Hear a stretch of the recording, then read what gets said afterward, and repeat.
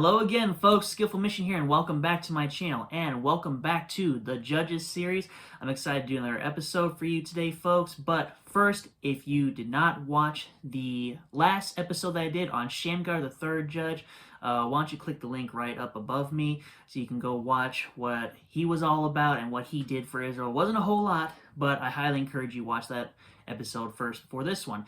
But anyways, folks, today I'm excited about this one because we are going to be talking about the fourth and fifth judges of Israel. And why I'm particularly excited about this one is today we're going to be talking about the fourth judge. Her name was Deborah, and she was the first and only female judge that Israel had in this time of the judges. And today we're also be looking at the fifth judge. His name was Barak. They were both judges of Israel at the same time. So we're going to be looking at their story today and what they did for Israel.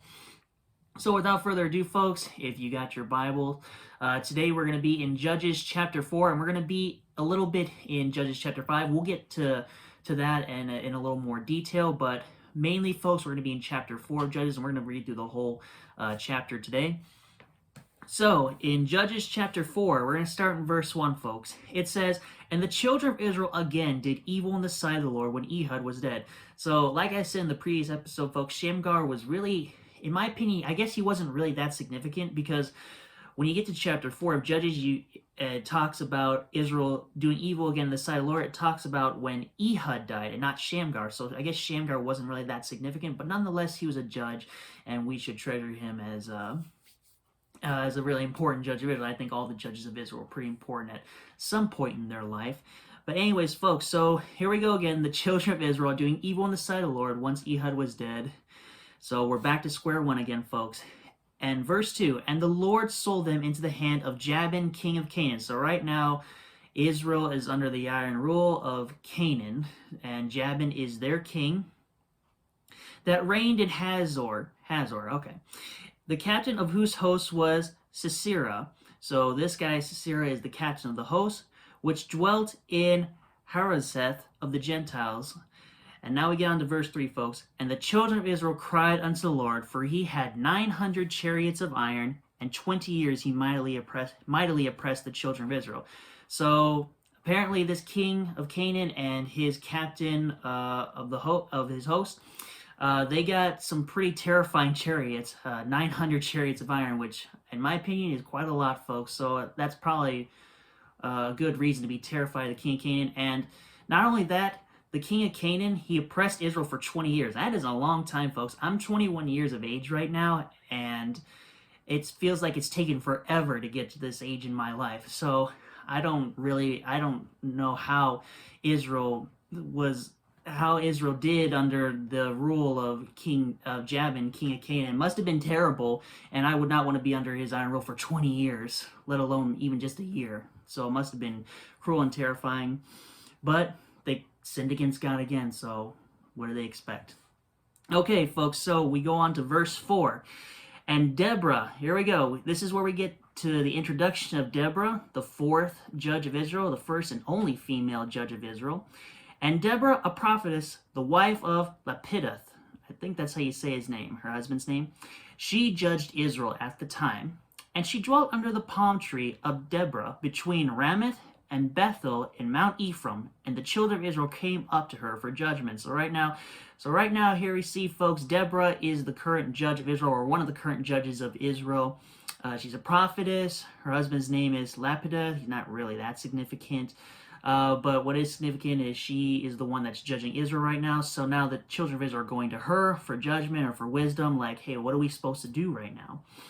And we move on to verse 6. "And she sent and called Barak." Okay, and so now this is where we get the introduction of Barak, the fifth judge of Israel. So like I said, folks, Deborah and Barak, they're both judges at the same time, at this time in Israel. "And she sent and called Barak, the son of Abinoam, out of Kadesh Naphtali. Yeah, excuse my pronunciation, folks. "And said unto him, Hath not the Lord God of Israel commanded, saying, Go and draw toward Mount Tabor, and take with thee 10,000 men of the children of Naphtali and of the children of Zebulun." Verse 7, "And I will draw unto thee to the river Kishon Sisera, the captain of Jabin's army, with his chariots and his multitude, and I will deliver him into thine hand. So right now, Deborah is telling Barak, like, hey, get these thousands of men from the tribe of Zebulun and Naphtali, and you need to we're going to take out Sisera, the captain of the hosts of Jabin, the king of Canaan, and we're just going to wipe them out. We're just going to get rid of them, and they're going to be delivered into your hand, Barak. That's what Deborah is telling Barak right now. And we get to verse 8, and this is what Barak's response was. And Barak said unto her, If thou wilt go with me, then I will go. But if thou wilt not go with me, then I will not go. So right now, Barak is kind of being a little frustrating right now, or a little bit irritating, I guess, because he's not doing what Deborah is telling him to do. It's like, for some reason, I feel like he doesn't want to do it unless Deborah goes with him. I don't know really what the reason why Barak did not want to go unless Deborah went with him. Maybe I'll do some more research on that and find out myself in the future. But right now, Barak is just being really complicated, and he will not go down unless Deborah goes with him. So he's also seeming like a big crybaby right now. And she said, verse 9, I will surely, go with thee, notwithstanding the journey that thou takest shall not be for thine honor. For the Lord shall sell Sisera into the hand of a woman. And Deborah arose and went with Barak to Kadesh. So right now, I guess Deborah is kind of like rubbing it in Barak's face, like, all right, fine, I'll go with you, which you won't listen to me, but I will go down with you. Sisera, nonetheless, will be delivered into your hand. So let's just get down there and do this. And so we get to verse 10. Once Deborah agrees to go with Barak, and Barak called Zebulun and Naphtali to Kadesh and went up with 10,000 men at his feet, and Deborah went with him. So now here we are, Barak with his 10,000 men from the tribe of Naphtali and Zebulun. Deborah's here right with him, so he's called all his men. They are ready to go. Verse 11. Now Heber, I think it's how you say his name. Now Heber the Kenite, which was of the children of Hobab, the father-in-law of Moses, had served himself from the Kenites, and pitched his tent unto the plain of Zanaim, which is by Kadesh. Verse 12. And they showed Sisera that Barak the son of Abinoam was gone up to Mount Tabor. And Sisera gathered together all his chariots, even 900 chariots of iron, and all the people that were with him from Harosheth of the Gentiles unto the river of Kishon. So right now, folks, Sisera has been alerted that Barak and the children of Israel are on Mount Tabor and they're ready to wage war. And so Sisera he responds, he's getting ready himself, and he's getting ready his chariots, 900 chariots of iron. They're going to respond by also proceeding to battle with Barak and the children of Israel. Verse 14, And Deborah said unto Barak, Up, for this is the day in which the Lord hath delivered Sisera into thy hand. Is not the Lord gone out before thee? So Barak went down from Mount Tabor, and 10,000 men after him. So right now, Deborah is giving Barak the signal, like, here we go, this is it. The Lord will deliver the enemy into your hand. You have nothing to fear. And so Barak's like, all right, let's get down there and crush the people of Canaan. Verse 15, folks. And the Lord discomfited Sisera, this captain of the host of Jabin, the king of Canaan, and all his chariots and all his hosts with the edge of the sword before Barak, so that Sisera lightened down off his chariot and fled away on his feet. So right now, folks, they're in battle.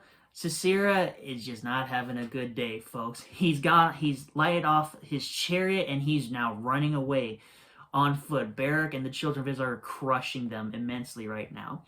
Verse 16, But Barak pursued after the chariots and after the hosts unto Harosheth of the Gentiles, and all the hosts of Sisera fell upon the edge of the sword, and there was not a man left. So Barak and the children of Israel just completely demolished the children of Canaan, their army and all their chariots. They just wrecked them. I'll use that word. But Sisera is a coward. He has fled on foot. He's running away right now. So that's when we get to verse 17. Howbeit Sisera fled away on his feet to the tent of Jael, the wife of Heber, the Kenite. Heber or Heber. I'm not sure how you say that, folks. Correct me in the comments, I guess. For there was peace between Jabin, the king of Hazor, and the house of Heber, the Kenite. Okay, and we get to verse 18, folks. And Jael, so this is a woman. This is the wife of Heber, the Kenite. And Her husband and the king of Canaan, they're friends, so they know each other pretty well. And verse 18, and Jael went out to meet Sisera and said to him, turn in, my lord, turn in to me, fear not. And when he had turned in unto her into the tent, she covered him with a mantle. So right now, folks, Sisera is on the run from Barak and the Israelites. And he needs a place to hide out. So Jael offers him shelter. And it says in verse 19, and he said unto her, give me, I pray thee, a little water to drink, for I am thirsty. And she opened a bottle of milk and gave him drink and covered him. Milk. That sounds delicious right now, folks. Again he said unto her, stand in the door of the tent, and it shall be, when any man doth come and inquire of thee, and say, is there any man here? That thou shalt say, no. So right now, folks, Jael is basically agreeing and saying that if any man is coming here looking for you, like, I'm going to say no.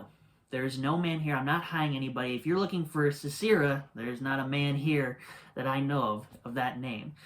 So that's what she plans to do at first for Sisera. But here's where things get really interesting, folks. The next few verses.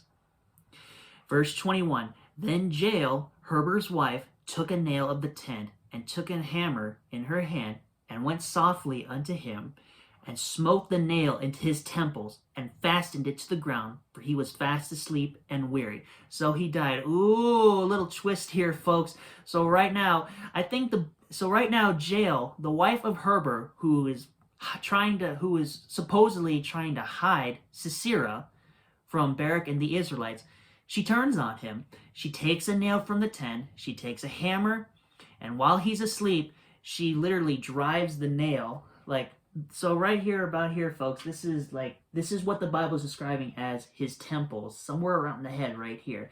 What she does is she takes a nail, puts it right there, and boom, she hammered it into his head, so to speak. Wow, that is a terrible way to die. He was asleep, so maybe he didn't feel anything, but I feel like you would feel a little bit of pain before you fully died. Wow, folks, that is just incredible what this woman did to Sisera. I guess maybe the reason why she did is maybe she was afraid of what Barak and the Israelites were going to do to her if they found out she lied to them, kept Sisera hidden, and yeah, that would have been a terrible thing probably for her. So she decided she wanted to do probably the least damaging thing, kill Sisera, and maybe possibly when Barak and the Israelites came asking questions, she would reveal him to Barak, which is exactly what happens, folks. And it says in verse 22, and behold, as Barak pursued Sisera, Jael came out to meet him, and said to him, come, I will show thee the man whom thou seekest. And when he came into her tent, behold, Sisera lay dead, and the nail was in his temple. So here, Barak is finally caught up. He's asking Jael, hey, have you seen a man named Sisera? He's captain of the host of Jabin, the king of Canaan. And she says, yes, come in, I'll show you. And when Barak walks into the tent, Sisera is just laying there with a nail in his temples, just laying there dead. And yep, that is the end of Sisera. And you go to verse 23. So God subdued on that day Jabin, the king of Canaan, before the children of Israel. And the hand of the children of Israel prospered and prevailed against Jabin, the king of Canaan, until they had destroyed Jabin, king of Canaan. So, with that said, folks, Israel is victorious because of Deborah and Barak. They have freed Israel from Jabin, king of Canaan, and his iron rule. And so Israel is now prospering because of Deborah and Barak, thanks to them. And when you get to chapter 5, folks, like I said, chapter 5 is basically a song that Deborah and Barak wrote and they sang because of their victory over the Canaanites and Jabin, the king of Canaan. So that is what chapter 5 is made up of. It's basically a hymn or a song that Deborah and Barak dedicated to defeating Jabin, the king of Canaan. And when you get to the last verse of chapter 5, folks, verse 31, it says, so let all thine enemies perish, O Lord, but let them that love him be as the sun when he goeth forth in his might. And then the last part of the verse says, and the land had rest 40 years. So after Deborah and Barak successfully freed Israel from Jabin, the king of Canaan, they had rest for 40 years. And no doubt there was probably a lot of peace under Deborah and Barak's rule. But once again, folks, once Deborah and Barak are gone, I think we know what's going to happen, folks. And I'm excited to get into this next judge next week, folks. I think you all know who that is. But if you don't, I'll just say his name now because I'm excited. We're going to be talking about Gideon. That's right. He was the 6th judge of Israel, and his story is quite amazing. And I can't wait to get into it with you folks. So, folks, that is the story of Deborah and Barak, the 4th and 5th judges of Israel. Their story is pretty awesome. And what happened to Sisera, the captain of the host of Canaan, was awful, but I believe it was well-deserved, folks. And the Lord was definitely with Deborah and Barak in this time, and they definitely saved Israel from Canaan. They definitely saved them with God's help. So, folks, if you enjoyed this episode of Deborah and Barak, the 4th and 5th judges of Israel, leave a like, comment, subscribe, join the Eyes today, and I'll see you folks next week in the next episode of The Judges. We're going to be talking about Gideon. Thank you folks so much, and God bless you all. Bye-bye.